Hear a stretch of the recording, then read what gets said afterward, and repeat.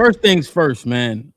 Masculinity. So and y'all correct me if I'm wrong on this statistic. Uh Estrogen is higher than it's ever been in men. Is that correct? Okay. I believe so. So masculinity, is it different from now and then? From when estrogen was the lowest, right? The men that we seemingly look up to, maybe the boomers, let's say, they were the most married and etc. Just thinking about the several talking points that we go through on a consistent basis. Is the definition of masculinity, has it changed? Or is it stagnant and consistent and always stays the same, regardless of the disposition of the men that exist in that time? Masculinity definitely has changed, and not to get into pointing the finger on why or who, but the women made it change. Okay, and it's crazy now because we hear this term more than anything. They didn't. It went from toxic masculinity into now sassy. Sassy is the new toxic masculinity. Yeah. So I think they want to bring the masculine back now, because when we took it down a notch, now instead of strong arming, I say, now you got men out here being verbal abusive, and that gets categorized as sassy. Now they praying for the masculinity to come back. So yes, it has taken them back, and that's why we at this sassy term now, because of toxic masculinity. Okay, Jeff, do you think, based on what 2K saying, do you think that men acquiesced to women calling masculinity toxic? I think some men absolutely have tried to adapt their behaviors a lot to what they think women want, or at least what women are articulating that they want, for sure. Real quick. Majority of the minority of the men have acquiesced. Majority.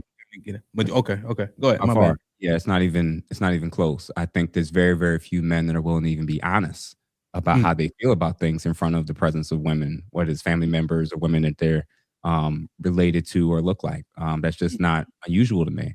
The thing that I've last year I started it, and I'm going to try to continue doing it, is especially when I hear women use it, this toxic masculinity. I don't think it exists. I think that's an oxymoron. My definition of masculinity, and it's in both with femininity, are affirmative descriptions. So indeed, like my definition would be like, it's the expression of masculinity is the expression of a man's nature and natural inclinations towards like exploration, creating, challenge, competition, protecting, providing. And secondly, it's to remain true to oneself, even if you're alone. I think that's, to me, what masculinity is. And that doesn't change. And it's positive. It's affirmative.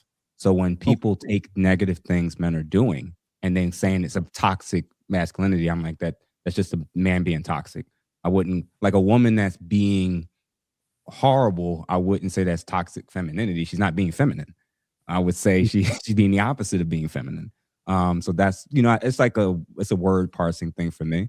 But I agree that a lot of people maybe think and feel like it's different, and maybe culturally a little bit, like maybe in Rome at certain points you had to prove that you could be a soldier, and in another region you had to prove that you could kill a buffalo or something. But in a modern sense, I think from the 1950s to today, it's fairly similar. Of course, there'll be contextual differences. I think what's different now is the sheer amount of men that's not exhibiting a lot of those traits, if that makes sense. Okay. Mr. White, I see the nod. What did you agree with? Oh, I just understand his point. Okay. But yeah. So it's more like, like that makes okay. Yeah. Okay. sense. Okay. So what do you think about toxics being attached when men exhibit certain behaviors? What behaviors have we seen as toxic? Maybe everybody can kind of chime in on that so Mr. White can have grounds to answer the question. Like Mr. White, they get mad at me because I say men don't cry from physical pain. And they're saying that that's toxic? Yes. They call me a Neanderthal and all this other. Oh, you play football, you got CTE, all this shit, right? But I just ignore it, right? I take the high road. But yeah, so like is that toxic? Like, I'm trying to understand. Like, I'm trying to baseline it for you so you can.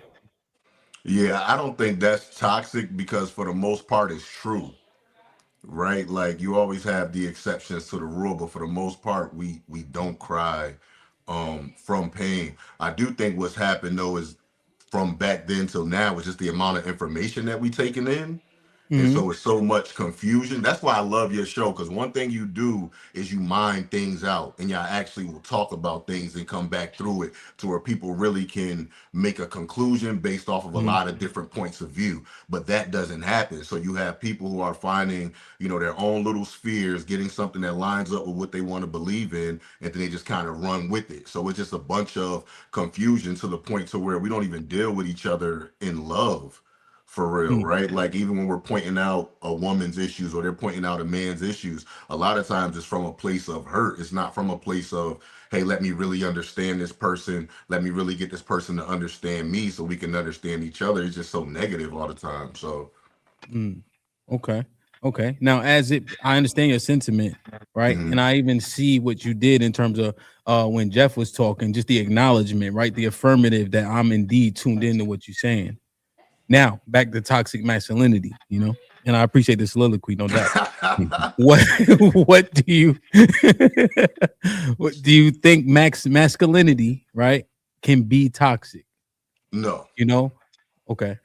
Yeah, so I'm definitely 100% locked in with him. It's positive, right? It's Mhm. us men being who we are supposed to be. I think it's emotional intelligence. I think it is us standing up, being willing to die for our families. I think it's our willingness to continue to grow and get better. I think that's Okay. one thing that we always kind of have, and so I think that can never be a negative thing. It goes back to the confusion and people just throwing labels and definitions not mattering to people anymore, or Okay. even people saying a feeling is really a thought, right? Hey, I feel like you're masculine. Nigga, that's a thought. It's not even a feeling. So we can't even Mm. articulate ourselves on those basic levels. So Yeah, yeah. just confusion all over the place. Yeah, I tend to agree with you. Most of the words that we use, I wouldn't say most, but I say a large portion of the words that we use, I'm just not sure where I stand with majority minority. We use a lot of things colloquially or as we deem necessary in a given conversation. The actual definition gets ignored often. You know, Shad. So Mr. White had mentioned like protecting your family and standing up. Now, this is one of the crossroads that we hit during the other conversation. What does masculinity have a monopoly on? Because a mama bear will kill you over those cubs, Damn, you right? gave me the hard question. That's a good Indeed. question. And that goes to women. You ever seen those videos, guys, back in the day or even now, where somehow she can move the car off the baby, even if for a split second, right? So when we talk about these things, does masculinity have monopoly anywhere? Does it need to in order to be properly defined? Like, does violence belong under masculinity? Does protection belong under masculinity? How does this thing work? Okay, so let me get some clarification on the word monopoly. Is monopoly total ownership or control of, or Yes.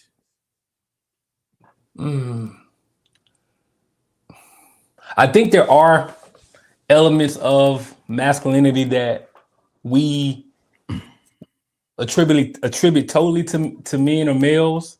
Mhm. Monopoly, no, because I mean there are various scenarios where, and I think even the idea that as people move, I guess on the spectrum, it's a flaw to that person. I think it's somewhat of a misconception. So just to answer your question concisely, no. Particularly in the society we live in now, with the advancements that have been made and the things that men once did exclusively, now because of machinery and advancements, it's opened the playing field. So we see everyone trying to scramble to maintain the traditions that we find valuable, that worked in this kind of new arena of existence. So my answer is no. That's my answer. Okay. See, Aaron, when I'm listening to him, I'm listening like no, because of technological advancements. But I wonder, does that change what it actually is, right? So if I give Cheeky a step ladder to get over the wall, right? Does that mean that he's as good and as how you say, proficient at getting over the wall as I. You see, like I don't think that makes him even. I gave him an advantage, or I helped his handicap. You know, am I making sense? Anybody? I'm asking. Yeah. We do have monopoly over authority on the masculinity tip and Axe body spray. But I think that's super. That's super masculine. You never see women walking around with that on. That's a monopoly. Like that's what it is. And at any given moment, we can take whatever we give away back, and that's authority, and that comes exclusively with masculinity. Am I wrong? Now see that. Now, it's force. If like I'll whoop everybody on this motherfucking panel, and ain't nothing y'all can do about it. That's masculinity. Well, Aaron, you got to turn your TV down, Aaron. Oh, my bad. He watching Wheel of Fortune like a motherfucker. He don't want to. So go ahead, Cheek, and then Jeff. You know what I'm saying? Go ahead. Yeah, I think just generally speaking, I'm with Shad. The answer is no, right? Because the thing about force is there's always been an offset to force from an individual, which has been a multitude of people. All right. We may be able to beat up, one girl, but if it's like 20, 30 of them, they got a better shot. If not, you know what I'm saying? You making a face 2K, but 20 girls is a lot of girls. Even when it comes to fucking, like it's just a lot. It's just a lot to do. But my point is, like, the thing whenever we have these conversations about masculinity, the thing we like to monopolize or use is some type of physical force. But the reason why force wouldn't work is because there have always been men that have been weaker than other men. And guess how they counteract the force? It's always been with a multitude of people. I don't care if there's 10 HAMPs.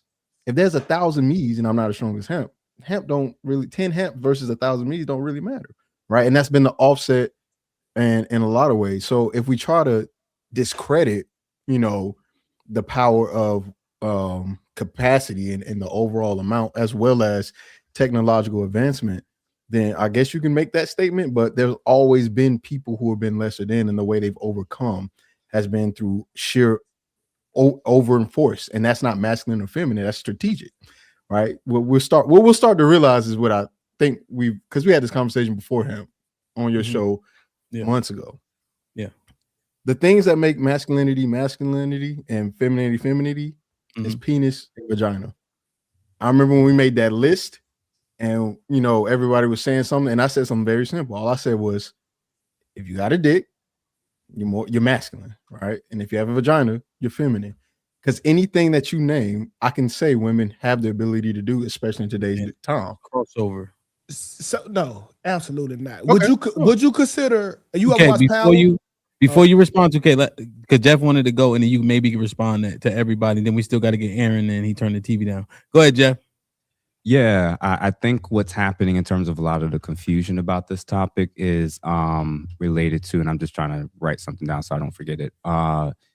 We fluctuate when it comes to definitions, and a lot of times I think, and men engage in this too, where just because we see something that both sexes can do doesn't mean that that's comparable or even equal. And for one of the ways I kind of view it, and what's your name, sir, before banter? Yeah, you can just call me Banter. Cheeky. Yeah.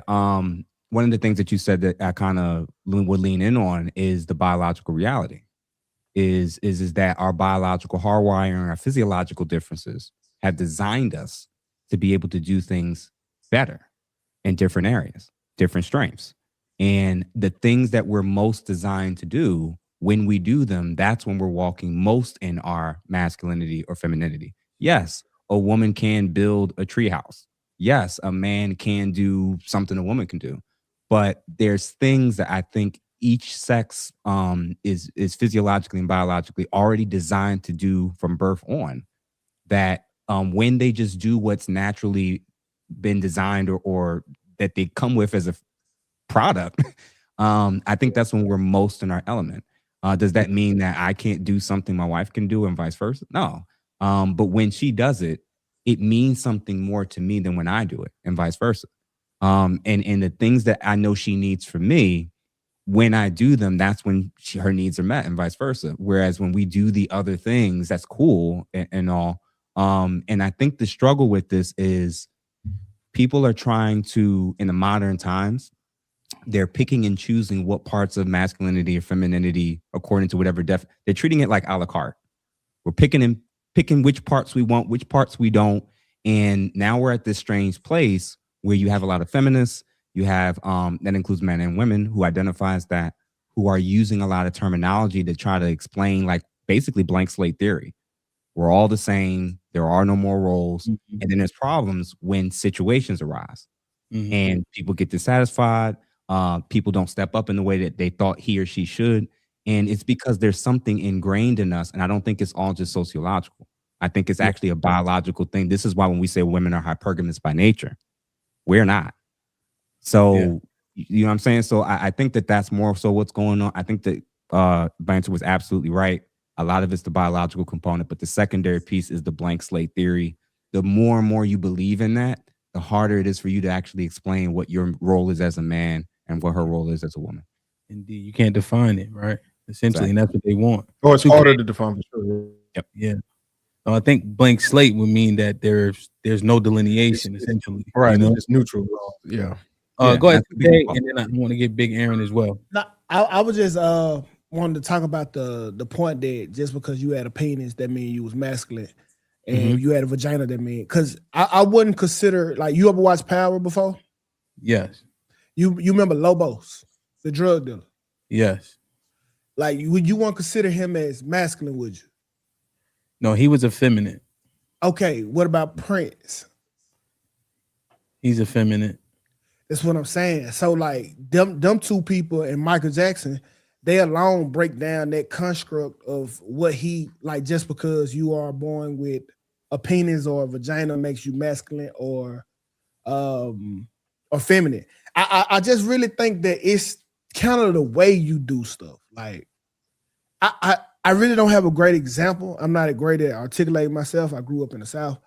So I did too, dog. Don't do that to the South. You grew up, God damn. Stop that too, Captain. You grew up where I grew up. Stop that. Listen, so I'm just not great at articulating myself, but it's something that women do that only women can do.